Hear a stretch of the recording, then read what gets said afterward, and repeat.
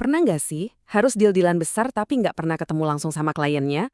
Nah, di sini kita akan bedah tuntas sebuah negosiasi kopi internasional yang sukses banget, yang 100% dilakukan online. Kita akan ubah studi kasus ini jadi panduan praktis yang bisa langsung Anda pakai. Oke, kita kenalan dulu sama pemainnya. Di satu sisi, ada PT Java Aroma, eksportir kopi kebanggaan kita dari Indonesia. Di sisi lain, ada Maple Roast Co., importir kopi dari Kanada. Misinya apa? Mengunci kontrak pasokan biji Arabica Premium selama 2 tahun penuh. Taruhannya gede banget. Nah, ini dia tantangan utamanya. Gimana caranya menangin deal gede kayak gitu tanpa jabatan tangan sama sekali? Kalau Anda pernah atau bakal ngadapin situasi ini, pasti tahu kan susahnya kayak apa? Yuk kita cari tahu jawabannya bareng-bareng. Kita masuk babak pertama, fase pranegosiasi.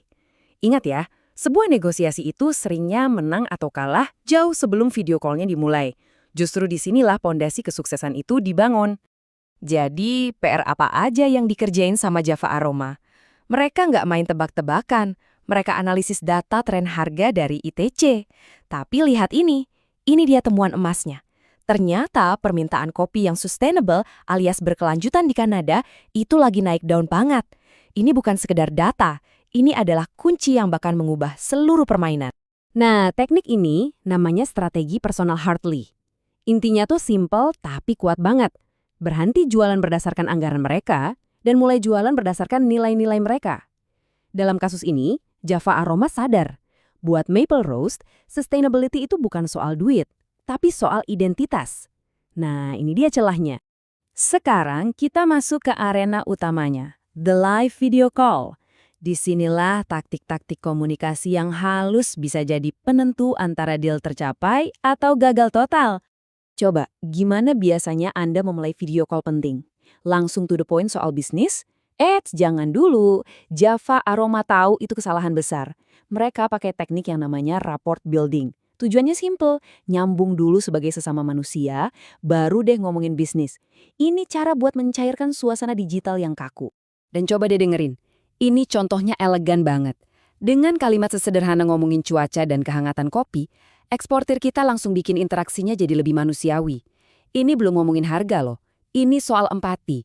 Langkah kecil yang dampaknya luar biasa buat bangun kepercayaan. Tentu aja namanya juga negosiasi, pasti ada cobaannya. Dan inilah dia, rintangan pertama. Keberatan paling klasik soal harga. Harga Anda kemahalan. Nah, momen kayak gini nih yang bisa bikin deal gagal total. Tapi perhatiin baik-baik cara Java Aroma nanggepinnya. Jawaban pertama mereka itu bukan debat, bukan argumen, tapi teknik psikologis yang cerdas banget namanya mirroring. Kedengarannya simpel, tapi ini jenius. Cuma dengan ngulangin beberapa kata kunci dari lawan bicara, Anda bikin mereka ngerasa didengerin, dan tanpa sadar, mereka bakal ngejelasin lebih banyak. Lihat deh, sesimpel ini. Bukan dijawab, loh harga kami udah paling oke, atau kenapa bilang gitu? Enggak, cuma pertanyaan lembut. Terlalu tinggi untuk margin Anda? Ini tuh bukan ngajak berantem, tapi kayak ngasih undangan buat cerita lebih lanjut. Dan pintunya langsung kebuka. Oke, setelah pintu kebuka pakai mirroring, sekarang waktunya naik level pakai teknik labeling. Ini soal empati yang lebih dalam lagi. Anda bukan cuma dengerin kata-katanya, tapi coba tebak perasaan atau situasi di baliknya. Intinya, Anda bilang, saya ngerti kok posisi Anda. Dan ini dia, labeling lagi beraksi. Perhatian ya, eksportirnya nggak lagi ngomongin harga, tapi kekhawatiran. Dia menebak emosi di balik keberatan itu. Dengan bilang, sepertinya Anda merasa khawatir. Wush, dinamikanya langsung berubah. Dari yang tadinya lawan, jadi kayak temen yang lagi cari solusi bareng. Dan inilah dia turning point-nya. Momen ajaib dalam setiap negosiasi.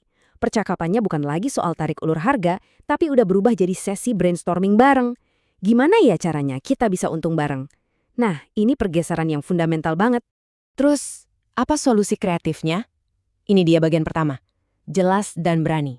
Mereka nawarin subsidi ongkos kirim sebesar 5%. Ini bukan cuma diskon loh ya.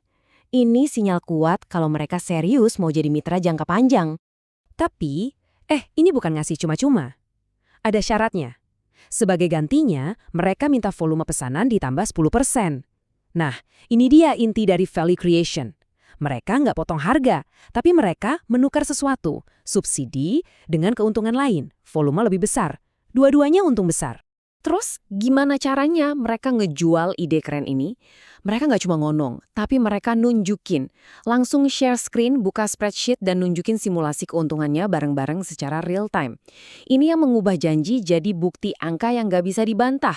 Transparansi itu membangun kepercayaan. Oke, deal. Tapi kerjaan belum kelar. Sekarang waktunya ngikat kesepakatannya dan harus cepet nih. Gimana caranya biar cepet? Lupakan deh email-emailan yang lama. Mereka langsung buka Google Docs yang udah disiapin dari awal, edit-edit pasal penting kayak force major di situ juga, dan langsung dapat persetujuan lisan saat itu juga. Cepat, transparan, dan efisien. Oke, kita udah bedah kasusnya dari awal sampai akhir. Sekarang yuk kita rangkum semuanya jadi semacam contekan yang bisa langsung Anda pakai buat negosiasi digital berikutnya. Nah, ini dia intinya. Dalam satu tabel, biar gampang diingat. Fase riset, taktiknya, cari tahu apa yang penting buat mereka. Alatnya, data. Fase interaksi, taktiknya, pakai empati. Alatnya, Zoom atau Teams. Fase penciptaan nilai, taktiknya, tunjukin untungnya bareng-barang. Alatnya, share screen. Terakhir, fase penutupan. Taktiknya, kolaborasi langsung. Alatnya, Google Docs. Ini kerangka kerja Anda buat menang. Nah, sebagai penutup, saya mau kasih satu pertanyaan buat Anda renungkan. Di negosiasi online Anda selanjutnya, coba deh berhenti sejenak mikirin harga, coba tanya ke diri sendiri, kira-kira ada nilai tersembunyi apa ya yang bisa saya ciptakan kalau saya melihat orang di seberang layar itu sebagai mitra, bukan sebagai lawan.